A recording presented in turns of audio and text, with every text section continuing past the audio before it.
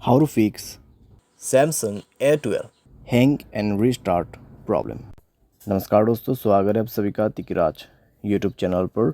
तो दोस्तों, आज की इस वीडियो पर मैं आपको बताऊंगा कि कैसे आप जो है अपने सैमसंग के डिवाइस पर हैंग और रीस्टार्ट प्रॉब्लम सॉल्व कैसे कर सकते हैं।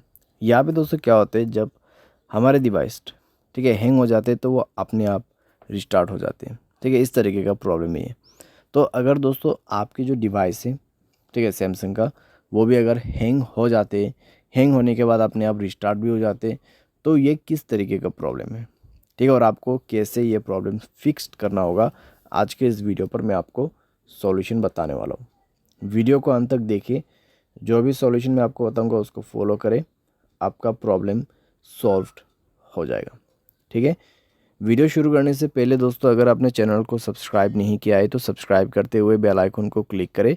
अगर आप ऑनलाइन पैसा कमाना चाहते हैं तो वीडियो डिस्क्रिप्शन पर आपको लिंक मिल जाएगा। किसी भी प्रॉब्लम के रिगार्डिंग पर आप हमें ट्विटर पर फॉलो करके मैसेज करें। तो चलिए दोस्तों, वीडियो शुरू करते हैं। तो यहाँ पे दोस्तों जो हैंग एंड रिस्टार्ट प्रॉब्लम है, ठीक है, तो उसको फिक्स करने के लिए आपको सबसे पहले तो स्टोरेज में से क्लीन अप करना होगा। स्टोरेज को क्लीन कीजिए और मोबाइल पे कई सारे एप्लीकेशंस है तो उसको डिलीट कीजिए।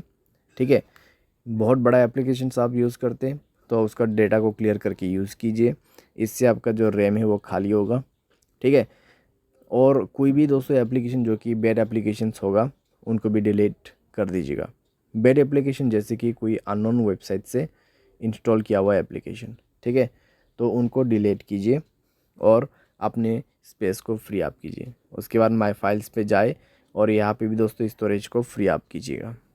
ठीक है, जब स्टोरेज आपका 40 to 30% एम्प्टी हो जाएगा, तब आप अपने मोबाइल सॉफ्टवेयर को अपडेट करेंगे। ठीक है, मोबाइल सॉफ्टवेयर को अपडेट करेंगे।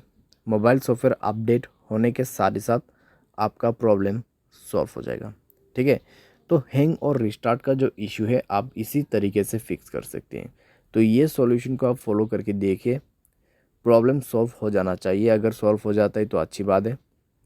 अगर इसके बाद भी प्रॉब्लम आते हैं तो आपको जाना है general management, reset and then factory data reset. ठीक है, फैक्ट्री डेटा रीसेट पे जाके आपको डायरेक्टली मोबाइल रीसेट कर देना है। जैसे रीसेट करोगे आपका प्रॉब्लम सॉल्व हो जाएगा। तो इस तरीके से दोस्तों आप अपने हैंग एंड रिस्टार्ट प्रॉब्लम को फिक्स कर सकते हैं।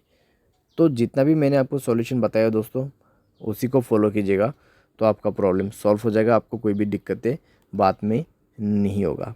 ठीक है, तो जो पॉसिबल सॉल्यूशन था मैंने आपको वही बताया, तो आप भी उसी को फॉलो कर लेना। उम्मीद करते हैं आपको ये वीडियो पसंद आया होगा। Thanks for watching.